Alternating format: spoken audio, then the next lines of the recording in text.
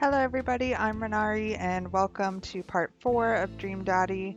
I'm very sorry for the audio issues in part 3. I was trying out a new audio software which I think I mentioned about 5 dozen times. And now I'm just back to where I was, but I mixed the game audio a little bit more, so hopefully you can hear it. It will be a little quiet in this game, just because this game goes up and down in volume all the time, or at least that's how it seems to me. So hopefully you can hear it just a little bit and my voice is pretty clear. This is coming right after I've recorded part 1 and 2 of Pokemon Soul Silver Randomizer, which I'm having a lot of fun with. I'm also having a lot of fun with Dream Daddy, but as I mentioned in the Pokemon one, if you've watched it, if you haven't, please do. I'll put it right here on the screen. Um, I don't get to talk much in this one. I'm just reading the dialogue, and it's really funny, and I love it. But in Pokemon, at least I get to kind of talk about what's going on in life, and you get to know me, because you don't even know my real name at this point. For all the Dream Daddy viewers that I may or may not have. So, anyways, I'm just going to start off now. I'm going to read this dialogue, and I think we're going to meet our fourth or fifth daddy. We haven't even met any of these dudes' kids really, so it's kind of weird, but let's jump in. Amanda runs into the store with me trailing behind her. She makes a beeline for the back. Yeah. There it is. You can still see the outline, kinda. The outline of her vomiting in this like Hot Topic ripoff. I'm so proud. Speech. Amanda. Hey. Speech, speech, speech, speech. All right, I'll do it if you stop chanting. Huh.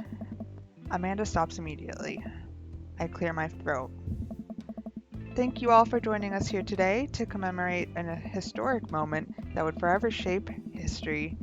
On a day very much like today, some 5 years ago, our very own Amanda and Ari had too much blue raspberry slushy on an outing to the mall. After begging her father to take her to Dead Goth and Beyond to buy rainbow suspenders, she proceeded to throw up all over a display of My Chemical Romance merchandise.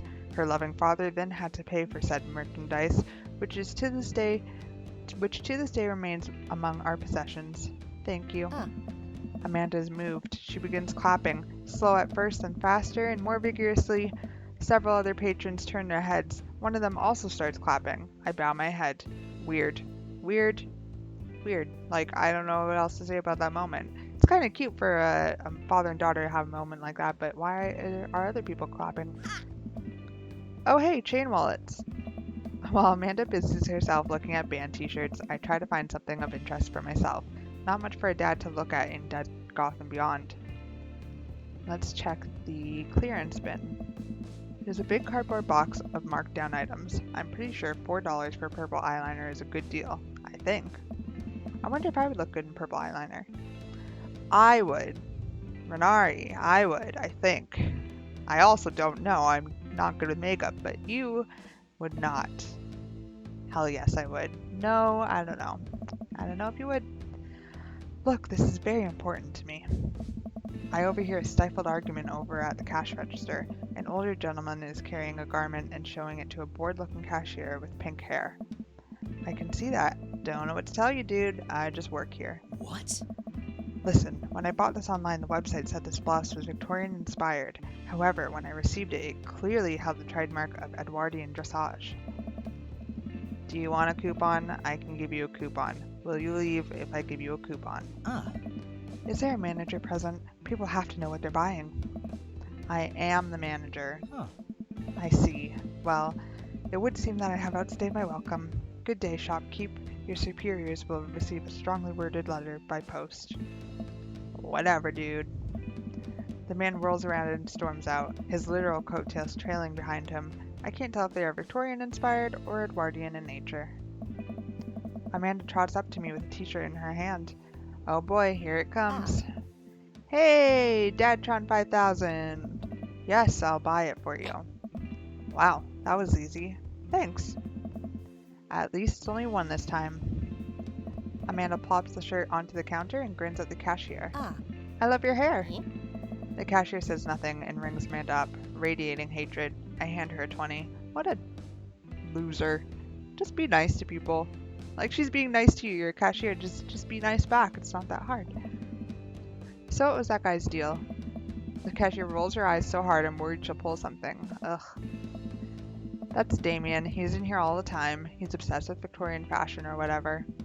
She hands Amanda her bag, and it's clear the conversation is over. We make our way out of the store and head home to get some rest. What a lovely cashier. Amanda and I sit on the couch, trying to find something to watch over bowls of ice cream. Oh cool, Long Haul Paranormal Ice Road Ghost Truckers is on. Your favorite, right? Oh hell yes. They have to make it over the Canadian tundra before the ice road melts, but also they're hunting ghosts. What Canadian tundra? Like, how far up are you? How far up north are you? I want to know. Also, the trucks are haunted. This is an episode I've already seen, but it's one of the best. Callum and Flint Dogbone, the twin brother truck driving and ghost hunting duo, find themselves in the greatest peril yet. Oh no, the ghost done got control of the truck. I can't steer on them there damn ice roads. And that's my Texan, Southern, I don't know. That's whatever that accent was. Let me use this EVP meter to try and communicate with the spirits. Flint, we're about to die. Ah, almost got it. If you listen carefully, it sounds like they're saying, you're about to die. That's because we're about to die, you... This is art. The episode ends and Amanda excuses herself to go and start arguments on the internet. I stay up a little longer, curious about the exploits of Callum and Flint Dogbone after the disastrous ice road incident. Afterward, I crawl into bed and get a good night's sleep. What you do when you don't have to will determine where you'll be when you can't help it. That was fucking deep. That came out of nowhere.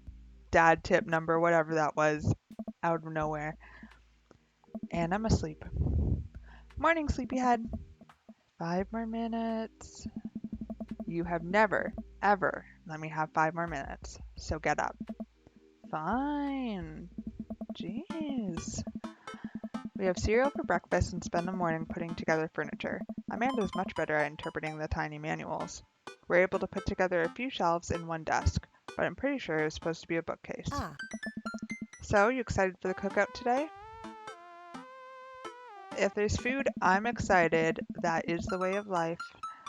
I'm all over those terrible store-bought sugar cookies that everyone brings to parties. Yeah, those are bad. Which means there are more for me. Don't you want to meet some of the people in the neighborhood? I'll probably end up standing uncomfortably in a corner with a plate of food and hope that nobody talks to me. That is the way of life. Dad, you're a beautiful work in progress. You will get that butterfly to emerge from the cocoon. The social butterfly. Well, we better start getting ready. We definitely don't want to be late. What? No, we have to be fashionably late. Who shows up to a cookout on time? You know what? We're going early, just because you said that. I head out the door and Amanda reluctantly follows. We walk across the street to Joseph's house with a store-bought veggie plate. I'm a terrible cook if it doesn't involve a grill. It's not really cooking if you're just chopping up veggies, but alright. I'm not good at chopping up veggies either. I guess we're not as early as we thought we were. Joseph's backyard is already packed with people and the smell of hot dogs wafts through the air. Small children run through a sprinkler and adults chat in small clusters. I set her veggie plate down on a table next to 2 other veggie plates. Huh. Hey, there's Joseph. I wave to get his attention. The moment he sees us, he jogs over, arms open wide. I don't know you like that, Joseph. We met once and you came into my house uninvited. Please don't run over to me with your arms open. Welcome. I'm so glad you 2 are here. And you brought veggies. Let me introduce you to my family. Kids, come on over here. This is Chris, my eldest. Hi. This is Christian and Christy. They're twins. They stare creepily and say nothing. Oh my god. Then, of course, there's our youngest, Krish. Wait, where is Krish? Maybe Mary put him in this crib. Jesus Christ. So you've got... That was not a pun. You've got Joseph Christiansen, which I learned his last name is. You've got Mary, like Virgin Mary. And then you've got Krish, Christy, Christian, and Chris, I believe. We need to get the fuck out of here, Amanda. Are you kidding me? This is like the start of a horror movie. Joseph pecks her on her cheek. She smiles. Ah, Mary, sweetheart, did you put Krish to bed? I'll have to go look for him. What? You'll have to... Joseph takes a moment and regains his composure. Mary, this is our new neighbor, Ren and his daughter, Amanda. You don't know where your kid is? I'm sorry, we're just gonna gloss over. You don't know where your, baby is? I'm assuming it's a baby. I'd shake your hand, but I have a glass of wine I need to tend to. I love her. Nice to meet you, Mary. Charmed. Well, I have to go over there now. Ha, ha, ha. My wife has a wonderful sense of humor. But please, you two enjoy the barbecue. All the guys are really excited to meet you. I'm excited to meet all the guys. Here, let me introduce you around. This is Robert, who lives just across the way. Oh, it's Robert! He is a haggard man nursing a glass of whiskey. That's exactly what he is. He looks me up and down. Hey. Hey, I'm Ren. It's nice to meet you. He takes a long swig of his drink. Charmed. Oh, yeah. Ren and his daughter just moved in next door. Cool. If you ever need recommendations on where to get a drink in this town, Rob's your man. I told you not to call me Rob. Norm MacDonald. Right. Got it. Robert ambles away without saying goodbye. Aye. He's not really a people person. Me neither. Wow, I think I've actually met everybody else. Great, I bet you're excited to get to know everyone better. Hope you both enjoy yourselves. Amanda and I mill around and try some of the food spread out on the table. I pick at some deviled eggs. Amanda grabs a small paper plate and immediately begins piling it with baked goods. Ugh, I don't want to have to make friends. Aww. Come on, Dad, who are you going to party with when I go off to school? But I don't want to have to do pleasantries. Huh. Dad. They're just going to talk about weather. Ugh. Go, do it, make a friend. But how could I possibly abandon my only child at a social function? That's bad parenting. This plate of cookies is my new dad. Bye. Oh my god, Amanda is a savage. Amanda shoves me into the center of the yard. Well, here goes nothing. I look around the party and am surprised to see some familiar faces. Isn't that the barista from the Coffee Spoon? What a cool guy. And mysterious. Didn't that guy throw a frisbee at my head? Isn't that the guy who is throwing a fit in Dead Goth and Beyond? Isn't that Amanda's teacher? Hey, I know Craig. Yeah, fucking brilliant. Yes, you do. But wait a second. All of these people live in our cul-de-sac? That can't be right. I'd better investigate. Let's talk to Matt, Hugo, and Craig. That is the trifecta. Those are the ones that I want. Let's talk to them. Oh my god, look at them. They're all beautiful. Matt and Hugo seem to be embroiled in an intense discussion. Craig looks on, smiling politely. I walk over to say hello. Well, I don't think it's fair to try and compare two art movements like that. Periods in art only exist because they are a unique byproduct of the social and political climate of a time and place.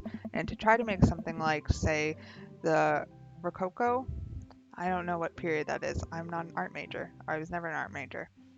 The Rococo period and compare it to postmodernism in America. You're completely disregarding the context in which a work of art is created. Matt and Hugo seem to be so busy talking that they don't notice me. Craig leans in. Dude, I have no idea what's happening. I mean, I don't want to listen in. Let's just talk to Craig, I guess. I turn my attention to Craig, who seems a little more attentive to my existence. How'd resistance training go the other day? Oh. Great. Little River here is a great cheerleader. Aren't you, tiny bro? Aw, I guess it's a boy. Craig grabs River's arms and waves him around. Oh. You can do it, Dad. I'm so proud of you. I'm sorry for pooping on you. Oh my god, he's so cute. Both the baby and Craig. Craig as a dad is the cutest, and we've only really seen him interact with his kid, and it's a daddy game, so that's important. She must be a handful at that age. Nice. Oh, they always are, Whoa. but it's so worth it. Craig grabs River's arms again and waves them around. Oh. Also, I'm sorry for throwing up on you, Dad. How are you settling in? Almost done. New place is perfect. I never get too comfortable. Nice. You never know when they're coming. I can't get too cozy in any one place. I need to go have a go bag near me at all times. Burner phone, hair dye, fake passport, you know the deal. Okay, that's not what I was going for there. I was kind of like meaning to say that you don't want to stay in one place as in your house. Like you want to like explore the neighborhood and other people, like trying to be sociable. I wasn't going for like the government is out to get me. But again, Look at him. The government's definitely after him. Stay on your toes, bro. Ren, how are you liking the neighborhood? It's pretty nice. Everybody's super friendly. Hey. Seems like your daughter is fitting in just fine. Matt points across the yard where Amanda, Daisy, and another young girl are playing. They're all sitting cross-legged in the grass, picking weeds and weaving them into little flower crowns. It's pretty adorable. The girl I don't recognize jogs over to us. Oh, she's so cute. That's amazing. She has an amazing character design. What is it, sweetheart? It's a flower crown. I thought you'd look cute in it. Oh. Well, there's only one way to find out. Matt takes the flower crown and places it on top of his head. Am I cool now? Yes. Oh my god. See, this is what dads should be. Just like accept what your daughter wants. Daughter wants to dress you up? Who cares? The girl stares at him, thinking it over. Nope, but you're slightly less uncool than you were before you put it on. Hey. Ha. Hey, Renee. Hey, Renee, wow. Hey, Ren, this is my daughter. Hello, I'm Carmencita. Amanda comes over with Daisy in tow. Dad, look, I'm making friends. Are you making friends? You better be making friends. Yeah, actually. Amanda, you remember the cool barista from the coffee shop, and my old college friend, and, your teacher. Huh? Oh, hi, Mr. Vega. I didn't realize we were neighbors. Oh. Yep. You still gonna get me that overdue term paper? Ugh. Great seeing you. Amanda finger guns her way out of the conversation like a champ. She learned the finger guns move from me. I'm very proud. Oh. She's definitely a charmer. Speaking of which, where did my son go? Huh? Hugo looks around the party. He must have finally spotted him because his eyes go wide. Whoa. Ernest! Ernest Hemingway Vega. Wow. Don't name your son that. Don't name your son Ernest Hemingway and then your last name, please. It's horrible. Are you smoking? Ernest is holding a lit cigarette. Nope. I see Ernest across the way. He casually takes a long drag of his cigarette and then flicks it into a gutter. He is a badass. I love him. Unbelievable. Excuse me. Hugo marches over to Ernest and I turn my attention to Matt and Craig. Kids, right? Hey. Man, I do not envy Hugo. The last barbecue we had, Ernest tried to shove a sparkler down Joseph's pants. Nearly burned down half the yard. And the barbecue we had before that, he actually burned down half the yard. And then it spread onto my lawn and burned down half of my yard too. Wow. I don't know. Amanda and Ernest could be best friends. They are both just shit disturbers. I love it. Hugo walks over to us, practically dragging Ernest behind him. Hey everybody, sorry about that. Ren, this is my son Ernest. Well, with a name like that, what do you expect him to do? Sorry, kid. Hello. Ernest looks away, sulking, his hands shoved deep in his pockets. Hugo nudges him impatiently. Hey. Nice to meet you, Ernest. What grade are you in? Does it matter? Ernest. Okay, I'm in 8th grade. God, are you happy now? I'm sure you were just dying to know. Okay, maybe Amanda and him shouldn't be friends. Yeah, good for you. Can I go now? I'm tired of talking to old dudes who blame my generation for the failing economy. Ouch. Ernest. Oh yeah, because I'm totally embarrassing you. Ernest puts earbuds in and storms off to stand in the corner. Well, that was certainly something. He seems nice. Hugo puts his head in his hands and sighs. Oh. I'm so sorry. He's having a really rough time. As much as I want to be the cool dad, I have to be the authoritarian dad, and he clearly resents me for it. I mean, I think as a dad and a teacher, that's about as authoritarian as you can get. Honestly, are any of us cool dads? Is it even possible to be cool dad? Yep, me. Cool dad over here. What? I'm cool as a cucumber. Hey. Hell yeah. See, that right there? You can't say that. Fuck yes, I can. Don't tell me what to do. My kids think I'm cool. But for how long, Craig? How long do we get to be the cool dads? I don't know. I don't know. Yeah, sounds great. I think we just have to accept the fact that as dads, we've become the machine we once raged against and accept our fate to unironically wear socks with sandals. Your kids may think you're cool now, but the moment they hit puberty, you're doomed. Amanda's 18 and she still thinks I'm cool. I yell across the yard to my daughter. Amanda! I'm cool, right? Amanda just laughs. She keeps laughing. I see your point. Oh no. As much as we all want it, I don't think it's as important to be a cool dad as it is to be a good dad. We can't all be best friends with our kids. It just doesn't work. I mean, look at me and Ernest. Ah. Our job as parents is to make sure our kids turn out okay. Hmm. Yeah, you're right, but it'd be nice to have it both ways. Hearing these guys talk about this makes me think of my relationship with Amanda. We get along so well, but there might come a time when it won't be like that. Is college when that happens? Oh. Don't let us eat up your time, Ren. Go meet some of the other people around the neighborhood.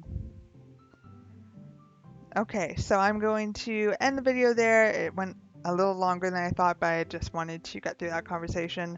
And next time, I think we're going to go with burger time because I'm not really into talking to these other men. Maybe Brian. Maybe we'll talk to Robert and Brian. They seem like the next candidates after those three. But maybe just burger time. So thank you all for watching, and I will see you in part 5.